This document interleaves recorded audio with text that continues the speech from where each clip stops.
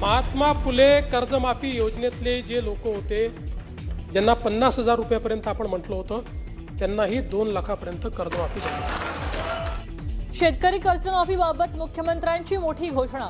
नियमित कर्ज फेडणाऱ्यांना सुद्धा कर्जमाफीचा लाभ।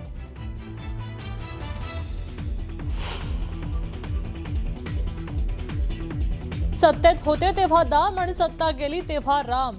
सिद्धिविनायकाच्या दानपेटीवर डल्ला मारणं हे हिंदुत्व आहे का? ठाकरेंच्या आंदोलनावरून शिंदेंचा हल्लाबोल।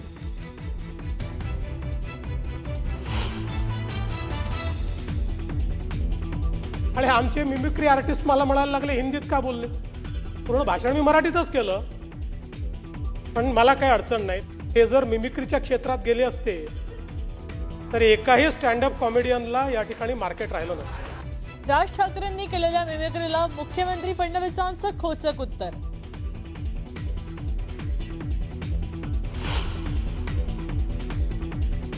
आता मी भाडे के टट्टू हे माझं वाक्य परत घेतो आणि त्याला सुसंस्कृतपणे भाटक गदर्भ म्हणतो।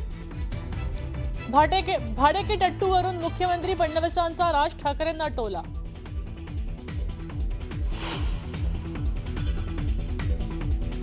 राष्ट्रवादी काँग्रेसचे आमदार डॉक्टर किरण लहामटेंचा स्वीय सहाय्यक आणि चुलत भाऊ मुकुंद लहामटेंकडनं एका तरुणाला बेदम मारहाण।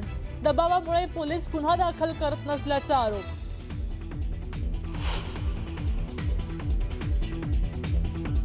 नाशिक महापालिकेत 150 ते 200 कोटींच्या स्टार रेट घोटाळ्याचे आरोप। रस्त्यांची अर्धवट कामं करणाऱ्या ठेकेदारांना ब्लॅकलिस्ट करण्याऐवजी स्टार रेटच्या नावाखाली कोट्यवधींची खैरात।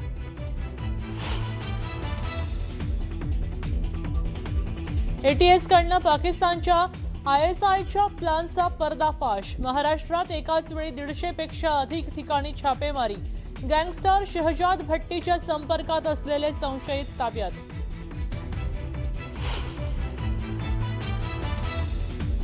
राज्यात भेसळयुक्त दुधाचा महापूर।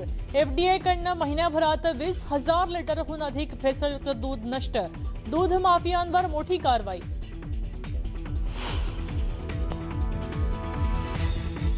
अंधेरीत बेस्टच्या बसचा भीषण अपघात। ब्रेक फेल झालेल्या बसची 14 वाहनांना धडक। जखमींवर रुग्णालयात उपचार सुरू। पाकिस्तानची गुप्तचर यंत्रणा ISIनं भारतामध्ये घातपातासाठी कारवाया केल्या आणि त्याचा नवा मोहरा आता पुढे आला होता आणि त्याचं नाव आहे पाकिस्तानी गँगस्टर शहजाद भट्टी। भारतातला बेरोजगार तरुणांना दहशतवादी संघटनेमध्ये ओढण्यासाठी आता शहजाद भट्टीचा वापर केला जातोय आणि या तरुणांना हाताशी धरून भारतात हेरगिरी आणि शस्त्र तस्करी करण्याचाही पाकिस्तानचा डाव होता आणि त्यासाठी सोशल मीडियाचाही वापर केला जात होता। मात्र आता दहशतवाद विरोधी पथकाच्या नजरेतनं ही बाब सुटली नाही। दहशतवाद विरोधी पथकानं राज्यातल्या विविध भागात छापेमारी केली आणि भट्टीच्या संपर्कात असलेल्यांना ताब्यातही घेतलंय।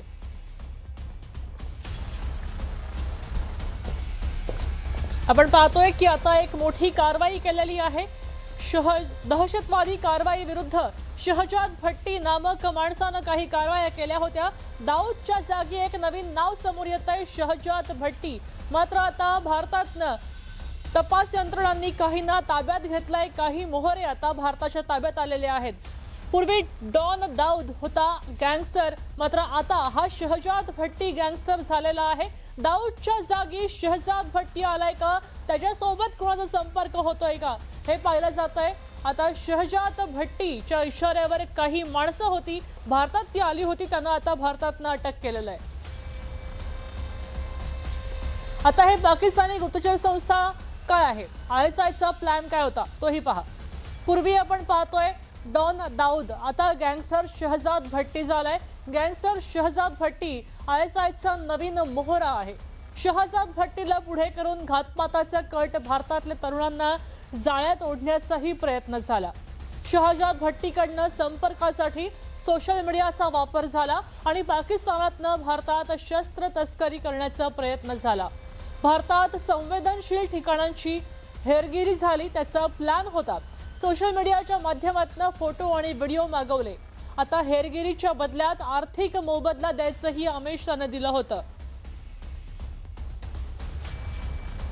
की फारूक खोकर नावाचा एक बलुचिस्तान पाकिस्तानच्या बॉर्डरवरती असणारा एक मोठा माफिया आहे. त्या माफियाबरोबर हा शहजाद भट्टी काम करत असतो आणि शहजाद भट्टी कुठून काम करतो तर तो दुबईमध्ये राहून त्या ठिकाणावरून सर्व सूत्रे आपण सुद्धा बघितलेले आहे. पूर्वी आपण अनुभव घेतलेला आहे की मुंबई माफिया असेल, दाऊद इब्राहिम कशा प्रकारे आउट ऑफ इंडियामध्ये राहून काम करत होता किंवा त्याची गँग चालवत होता, तशा पद्धतीचं गँगस्टर जे हा शहजाद भट्टी उदयास आलेला आहे आणि त्याला पूर्ण सपोर्ट जो आहे तो ISIचा आहे. ISI त्याला का सपोर्ट करते तर भारतातील कारवायांसाठी असा कोणतरी त्यांना गँगस्टर लागत असतो की ज्याचं नेटवर्क भारतामध्ये असेल, ज्याचे त्या ठिकाणी मेंबर्स, त्या गँगचे मेंबर्स त्या ठिकाणी असतील आणि त्यांच्या माध्यमातून ISIला इथं कुठल्याही त्या ठिकाणी अतिरेकी कारवाई करायची असेल तर ती करता येऊ शकते. बाबा सिद्दीकीचा मर्डर झाल्यानंतर लॉरेन्स बिश्नोईच्या ज्या तपासांमध्ये सगळ्या गोष्टी येत होता, ज्यावेळेस अनमोल बिश्नोईला ह्या भट्टीनीच धमकी दिल्यानंतर अनमोल बिश्नोई जो लॉरेन्सचा भाऊ आहे, जो आता जेलमध्ये आहे, त्यांनी विशेष करून स्वतःसाठी बुलेट प्रूफ जॅकेट मागितलेलं, गव्हर्नमेंटकडे विशेष सिक्युरिटी मागितलेली आहे. याच्यावरनं आपल्याला एक लक्षात येतं की शहजाद भट्टीचं नेटवर्क किती मोठं असेल हे लॉरेन्सला सुद्धा माहिती आहे, ISIला माहिती आहे, त्याचप्रमाणे आपल्याकडे NIAला माहिती आहे, RAWला माहिती आहे आणि ATS वेगवेगळ्या राज्यांचे ATS आहे त्यांना सुद्धा हे माहिती आहे. आणि मला वाटतं आजची ही कारवाई जी झालेली आहे ते एकमेकांच्या कोऑर्डिनेशनमधून किंवा संवादातून किंवा मिळालेल्या बातमींच्या आधारे ही कारवाई झालेली आहे आणि मला वाटतं कारवाई फक्त एका दिवसापुरती राहणार नाही, ह्याच्यातून बऱ्याच गोष्टी हळूहळू आपल्याला बाहेर येताना दिसतात. आता हा पाकिस्तानी गँगस्टर शहजाद भट्टी याच्या युजर आयडीवर संपर्क साधणाऱ्या कोल्हापूर सांगली जिल्ह्यातल्या 7 तरुणांची आता ATS कडनं चौकशी होतीये आणि यामध्ये सांगली जिल्ह्यात जत, कवठे महाकाळ, तासगाव तालुक्यामध्ये तरुणांचा समावेश आहे असंही आता प्रथमदर्शनी उघड झालंय. कोल्हापूरमधल्या 3 तरुणांची चौकशी होतीये आणि हे तरुण शहजाद भट्टीशी का संपर्कात होते, त्यांच्याशी ते का बोलत होते, त्यांना काही टार्गेट दिलं होतं का, याही अनुषंगानं आता ATS तपास करतंय. सांगली कोल्हापूरमध्ये तरुणांची अज्ञात स्थळी चौकशी झाली आणि त्याची माहिती आता समोर आलेली आहे. ATS मधल्या सूत्रांकडनं ही माहिती प्राप्त होतीये. दरम्यान ATSनं महाराष्ट्रात कुठे कुठे छापेमारी केली आपण तीही समजून घेऊ. राज्यभरात ATSनं छापेमारी केली आहे. त्यात मुंबईतले काही भाग आहेत: कुर्ला, वांद्रे, जोगेश्वरी, मीरा रोड, भाईंदर, नालासोपारा, ठाणे, नवी मुंबई. त्याचबरोबर नागपुरात सुद्धा शोध मोहीम केलेली आहे. मुंबईच्या बाहेर कुठे कुठे केलंय तेही आपण पाहतोय. नागपूर सहित पुण्यात सुद्धा तपास केलेला आहे आणि त्याचबरोबर जळगावमध्ये सुद्धा मोठ्या प्रमाणावर काही तरुण होते का हा तपास केला जातोय. त्याचबरोबर सांगली, अकोला आणि नांदेड या 3 मोठ्या शहरात सुद्धा तपास केलाय. अत्यंत वेगानं वाढणारं शहर छत्रपती संभाजीनगर इथं सुद्धा तपास केलेला आहे. जालना आणि बीड इथंही छापेमारी केली आहे. ATSनं या महत्त्वाच्या शहरामध्ये छापेमारी केली आहे.